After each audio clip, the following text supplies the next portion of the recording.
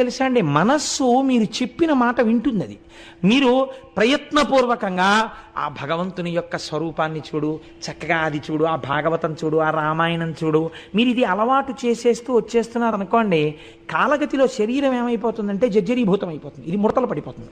ఒకనాడు ఇన్నాళ్ళు జీతం ఇచ్చి ఉద్యోగం చేయించుకున్న వాళ్ళు అంటారు, ఇంకా మీరు మాకు అవసరం లేదండి మేస్టారు, ఏదో నెలకి ఇంత భత్యం పంపిస్తుంటాం, మీరు ఇంటికి వెళ్ళిపోవచ్చు అని చెప్తారు.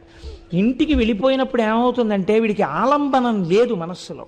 వీడు ఓపిక ఉన్నన్నాళ్ళు ఏం చేశాడంటే పనికిమాలిన వస్తువులన్నీ పట్టుకున్నాడు. పట్టుకోవడం వల్ల ఏమైపోతుంది, మీరు ఇంటికి వెళ్ళిపోయినా ఇప్పుడు ఇంట్లో వాళ్ళు అంటారు రిటైర్ అయిపోయారు కృష్ణారామ అనకూడదు అంటాడు. ఎలా అంటాడు పాపం వాడు? వాడికి ఏది ఆలంబనం? వాడికి రాదు ఆ మాట.